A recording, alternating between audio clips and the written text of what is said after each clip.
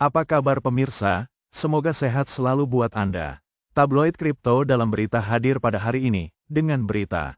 Penambang Bitcoin menjual dalam jumlah besar akibat pendapatan yang menurun.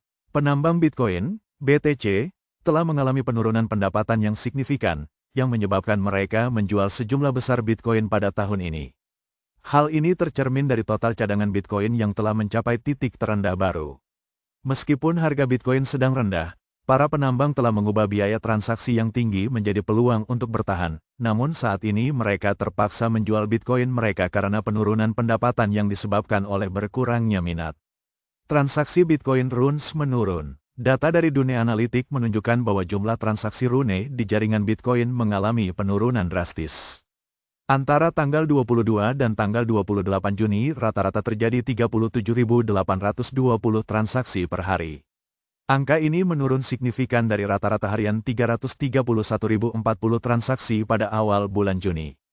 Penurunan sebesar 90% dalam transaksi rune menunjukkan adanya penurunan minat yang signifikan. Pada tanggal 24 Juni jumlah total transaksi dalam protokol rune turun menjadi 23.238. Ini merupakan kali pertama jumlah transaksi turun sedemikian rendah sejak tanggal halving pada tanggal 20 April. Pada minggu sebelumnya, transaksi ini hanya mencakup 4,9% hingga 11,1% dari semua transaksi jaringan Bitcoin. Rune Bitcoin, penurunan minat terhadap protokol rune tidak hanya berdampak pada Bitcoin, tetapi juga pada pendapatan penambang. Rune hanya menyumbang kurang dari 2 Bitcoin untuk biaya penambang dalam 6 hari terakhir.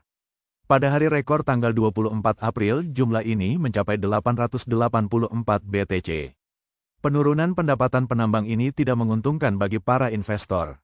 Biaya dari prasasti ordinals dan token BRC20 juga mengalami penurunan selama periode yang sama, menunjukkan bahwa hal ini tidak hanya terjadi pada protokol rune.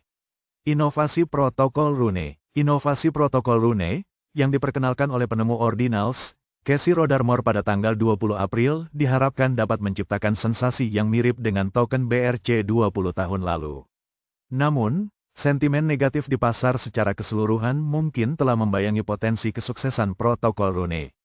Rune memungkinkan penciptaan token di jaringan Bitcoin menjadi lebih mudah daripada standar token BRC20 dan solusi alternatif.